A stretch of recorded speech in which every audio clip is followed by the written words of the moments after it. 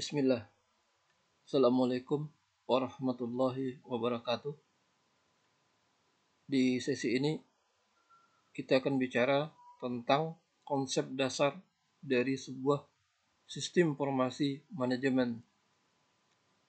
Seiring dengan perkembangan teknologi dalam dunia bisnis, sistem informasi manajemen sangat dibutuhkan untuk membantu kegiatan bisnis baik pada organisasi atau perusahaan agar bisa berjalan dengan baik. Bisa dikatakan, hampir di setiap bidang, organisasi atau perusahaan membutuhkan sebuah sistem yang dapat mengontrol dan mengurus sebuah informasi dengan baik dan rapi.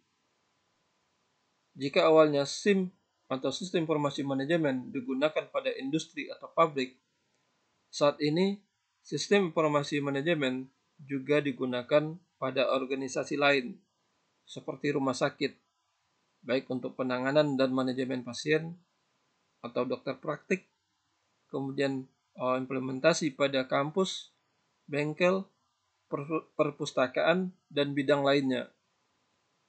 Tujuan dari pembuatan sebuah sistem informasi yang paling utama adalah untuk membantu aktivitas bisnis dan pekerjaan manusia, sehingga dapat diimplementasikan secara lebih tersistem dan terstruktur.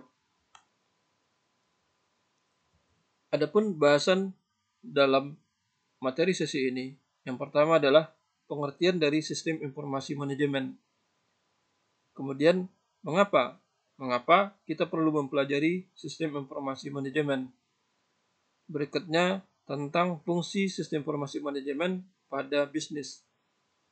Kemudian, bagaimana manfaat dari sistem informasi manajemen, komponen dari sistem informasi manajemen, jenis laporan yang dihasilkan, kategori dari sistem informasi manajemen, dan contoh dari sistem informasi manajemen itu sendiri. Nah, yang pertama kita lihat adalah pengertian dari sistem informasi manajemen. Sistem informasi manajemen atau SIM kita singkat dikemukakan oleh beberapa ahli dengan penekanan yang berbeda. Namun, batasan tersebut secara esensial memiliki kesamaan antara satu sama lain. Pada intinya, beberapa ahli tersebut seperti M. Scott pada tahun 1986, Barry E. Cushing pada tahun 1974, Frederick Awu pada tahun 1984, kemudian Gordon B. Davis tahun 2002, Jogianto H.M. pada tahun 2003, Robert G. Murdick pada tahun 1986, James Ohick Jr. pada tahun 1987, C.S. Parker pada tahun 1989, Larry Long 1989, David Crown 1989, Efrain Turban pada tahun 1993, Kenneth C. Loudon dan Jane P. Loudon pada tahun 1994. Mereka menyatakan bahwa sistem informasi manajemen merupakan alat penghasil informasi. Beberapa ahli lainnya menekankan pada alat. Jadi sistem informasi manajemen itu ditekankan pada alat untuk membantu dalam pengambilan keputusan. Serta beberapa menambahkan dengan fungsi sistem informasi untuk melakukan pengawasan atau kontrol, analisis, dan visualisasi. Dan semuanya menyepakati SIM atau sistem informasi manajemen merupakan kumpulan dari interaksi sub-sub sistem informasi. Secara teoritis, komputer tidak selalu harus digunakan dalam sistem informasi manajemen. Namun, tidaklah mungkin sistem informasi yang kompleks dapat berfungsi tanpa melibatkan komputer. Gordon B. Davis menegaskan bahwa SIM selalu berhubungan dengan pengolahan informasi yang berbasis komputer. Hal yang sama dikemukakan oleh James Ohick Jr. bahwa SIM adalah sistem informasi komputer. Efrain Turban juga mengemukakan bahwa SIM adalah sistem formal berbasis komputer untuk menyediakan informasi bagi pengambilan keputusan dalam organisasi. Selanjutnya, batasan yang dikemukakan George M. Scott menjelaskan sifat-sifat sistem informasi manajemen, yaitu komprehensif, terkoordinasi secara rasional, mengubah data menjadi informasi, meningkatkan produktivitas sesuai dengan karakteristik manajer, dan menggunakan kriteria kualitas. Nah, berdasarkan batasan-batasan ini, dikemukakan pengertian SIM adalah sistem informasi manajemen adalah sekelompok atau sekumpulan proses di mana data dapat diolah, dianalisis, dan ditampilkan supaya data tersebut menjadi berguna untuk kebutuhan pengambilan suatu keputusan, serta menunjang dan mengendalikan operasi perusahaan. Tujuan utama dari sistem ini adalah untuk mengumpulkan dan mengatur semua data dari berbagai tingkat level organisasi atau perusahaan. Meringkas, kemudian memfasilitasi dan meningkatkan kualitas dari pengambilan keputusan untuk meningkatkan produktivitas dan profitabilitas sebuah perusahaan. Sebelum ada komputer, sistem informasi manajemen telah ada untuk memasok manajer atau pengambil keputusan dengan informasi, sehingga membantu mereka dalam merencanakan dan mengendalikan operasi organisasi. Penggunaan komputer telah menambah beberapa dimensi, antara lain kecepatan, kemudian ketelitian, volume data yang meningkat, yang memungkinkan pertimbangan alternatif yang lebih banyak dalam suatu keputusan. Karena itu, keterpaduan antara elemen non-komputer dan komputer untuk berfungsi dalam sistem informasi manajemen yang kompleks merupakan kebutuhan yang tidak dapat dipungkiri lagi. Dari sisi lain, dapat dikemukakan bahwa sistem informasi manajemen tumbuh dari 3 buah unsur, yaitu sistem, informasi, dan manajemen, yang menunjukkan hubungan antara informasi dan manajemen adalah pengertian sebuah sistem. Nah, pembahasan tentang konsep sistem, konsep informasi, konsep manajemen, sistem informasi, dan sistem informasi manajemen yang lebih detail akan dibahas secara lengkap pada bab atau materi perkuliahan berikutnya. Nah, sekarang mengapa kita mempelajari sistem informasi manajemen? Sistem informasi dan teknologi informasi berguna untuk menunjang efektivitas, produktivitas, dan efisiensi dari bisnis proses perusahaan. Kemudian alasan kenapa kita perlu mempelajari adalah hal ini merupakan komponen utama dari kesuksesan bisnis dan organisasi. Berikutnya, saat sekarang terjadinya ledakan informasi, information explosion, di mana masyarakat telah beralih dari masyarakat industrial ke masyarakat informasi. Nah, sekarang sehingga muncul istilah-istilah baru, salah satu contohnya seperti information at your fingertips. Informasi berada pada tangan Anda. Artinya kita bisa mengakses atau masyarakat bisa mengakses informasi melalui smartphone yang berada pada diri mereka. Kemudian fenomena knowledge workers, artinya orang-orang yang menghabiskan sebagian besar waktunya untuk menciptakan, mendistribusikan, dan memanfaatkan informasi. Kemudian komoditas informasi yang semakin mahal, sehingga muncul tuntutan untuk memanfaatkan informasi untuk kepentingan organisasi, serta bagaimana mengelola informasi agar bermanfaat bagi organisasi. Nah, sekarang kita masuk ke bagian fungsi dari sistem informasi manajemen pada bisnis. Sistem informasi manajemen sangat dibutuhkan karena memiliki tingkat kompleksitas tinggi dalam organisasi bisnis. Apabila tidak memiliki informasi yang tepat, maka organisasi maupun bisnis tidak akan dapat mengambil sebuah keputusan dengan baik. Setiap pengambilan keputusan dari bisnis maupun organisasi harus berdasarkan informasi yang relevan dan telah terverifikasi. Jika tidak memiliki informasi yang relevan maupun terverifikasi atau tidak bisa dibuktikan kebenarannya, maka bisnis yang dijalankan dapat mengalami kerugian yang besar dan produktivitasnya akan menurun. Nah, berikut fungsi dari sistem informasi manajemen pada bisnis. Yang pertama, membantu dalam proses pengambilan keputusan. Sebuah sistem tentu harus berdasarkan informasi yang relevan dan dari sumber yang valid, yang dapat dipercaya. Informasi tersebut haruslah mengandung sebuah fakta agar proses pengambilan keputusan dapat berjalan dengan baik.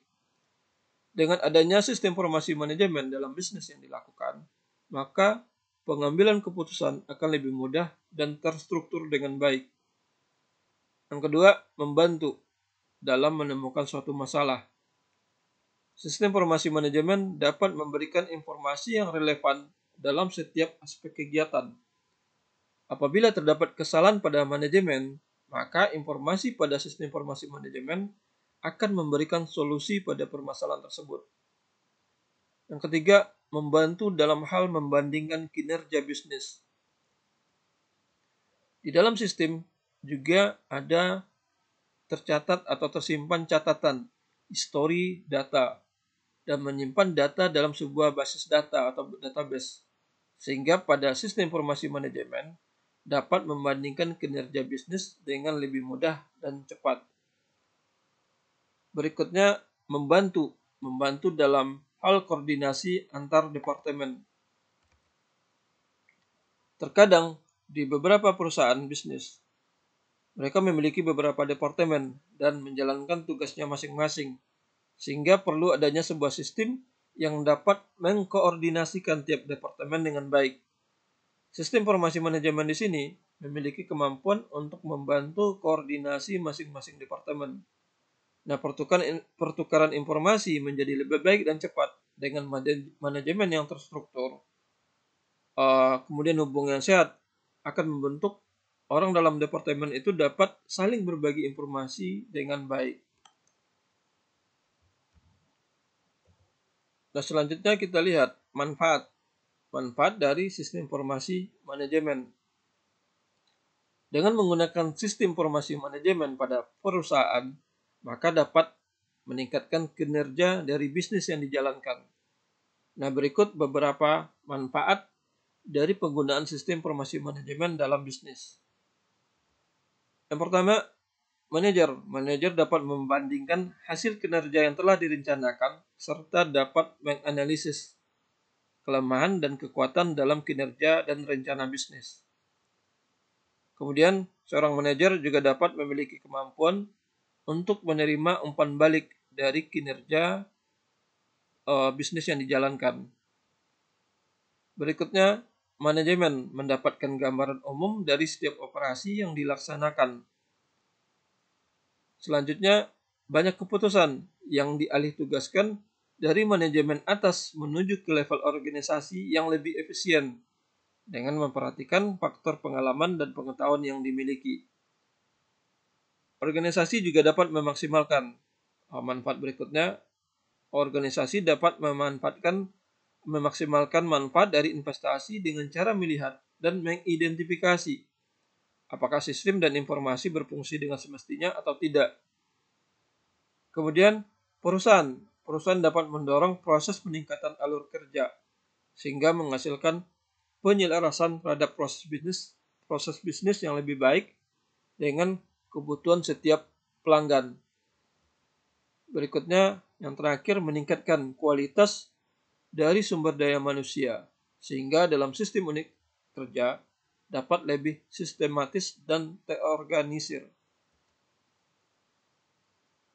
Nah, sekarang kita lihat adalah komponen dari sistem informasi manajemen. Sebuah sistem informasi manajemen perlu dibangun dengan beberapa komponen yang saling berkaitan dan memiliki pengaruh terhadap informasi antara satu dengan informasi yang lain. Nah, perancangan sebuah sistem informasi manajemen akan melibatkan komponen-komponen berikut. Yang pertama, manusia. Di dalam sebuah sistem informasi manajemen, manusia merupakan peranan yang sangat penting. Peran dari manusia adalah merancang, mengolah, mengoperasikan, membangun, dan menggunakan sistem tersebut. Sehingga informasi yang dihasilkan pada sistem informasi manajemen akan memberikan manfaat bagi manusia dan bisnis yang dijalankan. Sumber daya manusia sangat diperlukan agar terciptanya sebuah sistem yang dapat berjalan dengan baik dan semestinya. Yang kedua, informasi. Sistem informasi manajemen dibuat oleh manusia untuk menghasilkan informasi dari data yang bersifat mentah, sehingga menjadi data yang dapat diolah dan dapat berguna bagi bisnis. Informasi yang berguna di sini adalah informasi yang relevan. Artinya dapat dibandingkan, memiliki akurasi tinggi, tepat waktu, dan dapat dipertanggungjawabkan.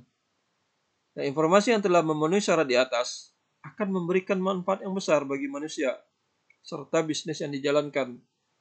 Pengolahan data dan informasi akan lebih mudah dan teruji apabila dalam bisnis yang dikembangkan menggunakan sistem informasi yang tepat. Yang ketiga, sistem. Sistem informasi manajemen adalah sebuah sistem besar, di mana terbentuk dari beberapa subsistem yang berbeda tugasnya, tetapi saling terhubung dan terintegrasi. Subsistem dalam sistem informasi manajemen bertugas untuk mengumpulkan, mengolah, dan menyempurnakan data sehingga menghasilkan sebuah informasi. Yang keempat, organisasi manajemen.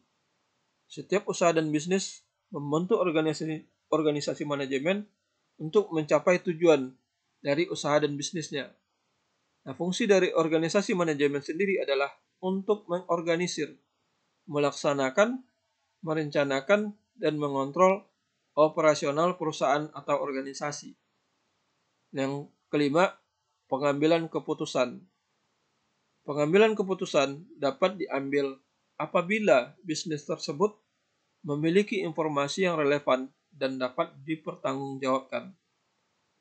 Seorang pebisnis maupun pengusaha tidak dapat mengambil keputusan dengan baik apabila tidak adanya sistem informasi manajemen sebagai wadah untuk mengelola informasi.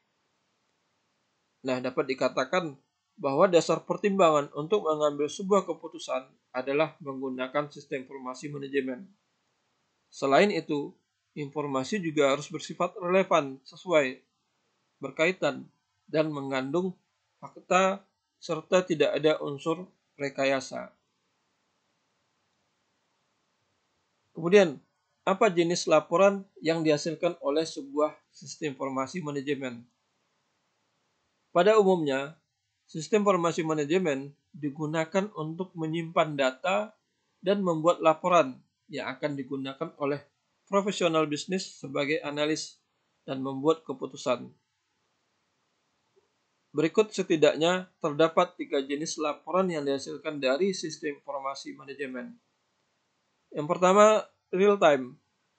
Jenis laporan yang pertama berupa real time atau dapat diartikan bahwa laporan tersebut dapat dimonitoring secara langsung. Laporan jenis ini biasanya digunakan dalam bisnis untuk melihat setiap perubahan pada informasi secara langsung serta tidak ada batasan waktu. Jadi kapan saja bisa kita lihat. Seperti halnya seseorang kepada customer service yang memonitoring lonjakan volume panggilan sehingga dapat menyelesaikan permasalahan secara cepat. Nah, dengan laporan jenis real time ini juga dapat meningkatkan produktivitas dari bisnis yang kita jalankan. Kemudian yang kedua, ad hoc. Nah, laporan ini hanya dibuat satu kali oleh pengguna untuk menjawab pertanyaan. Jika laporan tersebut berguna, maka kita dapat mengubah laporan tersebut menjadi laporan terjadwal. Laporan jenis ini hanya bisa digunakan sekali dan berfungsi untuk membuat laporan dalam jangka waktu yang pendek. Di dalam sebuah bisnis dibutuhkan sistem yang dapat mengelola laporan secara cepat sehingga karena itu dibutuhkan laporan dalam bentuk jenis ad hoc, artinya laporan yang cepat. Dan yang ketiga, laporan yang terjadwal, schedule. Nah, laporan yang ketiga merupakan laporan yang dibuat secara berkala. Laporan terjadwal ini memungkinkan perusahaan atau organisasi untuk mengelola data secara berkala dari waktu ke waktu. Artinya kita bisa menyediakan data, kemudian menarik dan mengatur data-data yang ada. Contoh dari laporan yang terjadwal ini adalah contohnya seperti seorang distributor yang dapat membandingkan angka penjualan dari toko yang berbeda dengan menggunakan parameter yang berbeda. Tentunya hal itu dapat menjadi salah satu masukan untuk meningkatkan keuntungan dari bisnis, serta dapat memonitoring kondisi pasar bisnis dengan baik. Nah, selanjutnya kita lihat kategori. Kategori pada sistem informasi manajemen. Sistem informasi manajemen memiliki pengertian yang sangat luas, yang tadi sudah kita bahas di awal, sehingga dapat dikategorikan dalam sebuah sistem. Di antaranya adalah sebagai berikut. Yang pertama, Business Intelligence System. Nah, kategori ini biasanya akan digunakan oleh perusahaan yang membuat sistem keputusan bisnis berdasarkan pengumpulan, integrasi, dan analisis data serta informasi yang berhasil dikumpulkan. Sistem ini mempunyai kesamaan dengan AIS, namun hanya manajer dan eksekutif tingkat bawah yang menggunakan Business Intelligence System ini.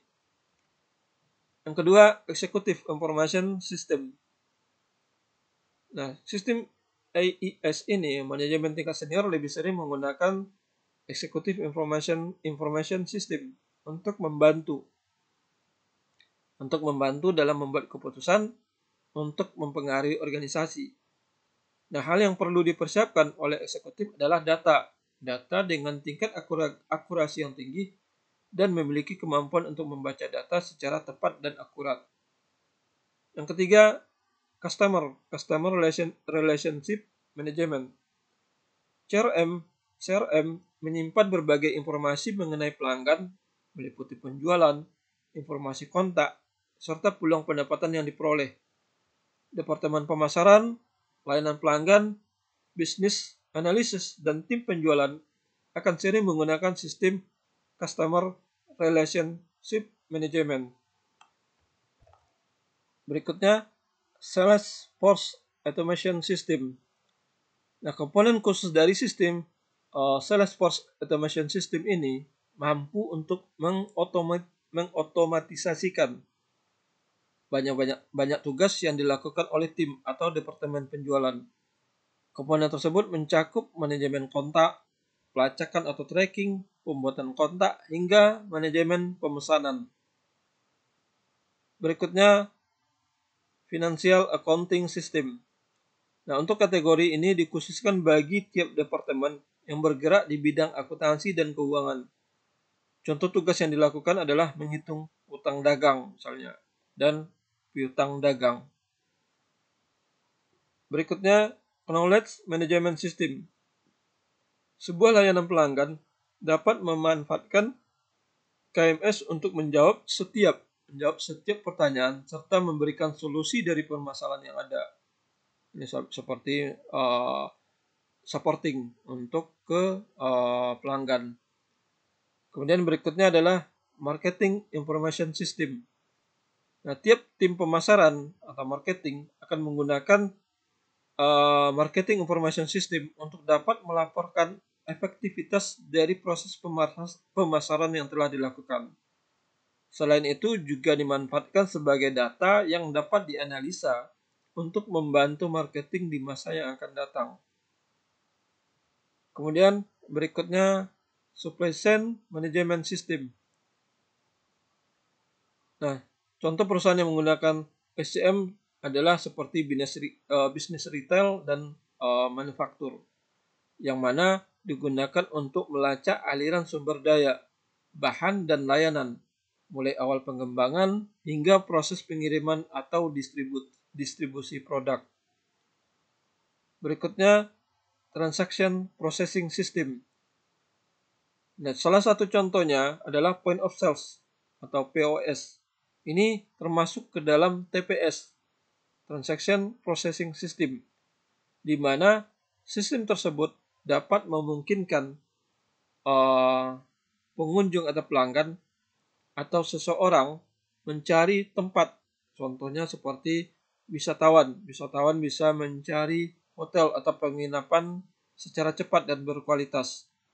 Nah, tugas karyawan di sini adalah menggunakan data sebaik mungkin untuk melaporkan tren penjualan secara bertahap menggunakan Transaction Processing System. Dan yang terakhir, Human Resource Management System. Nah, kategori ini digunakan untuk melakukan pencatatan kinerja dari karyawan serta menyusun laporan data gaji pegawai.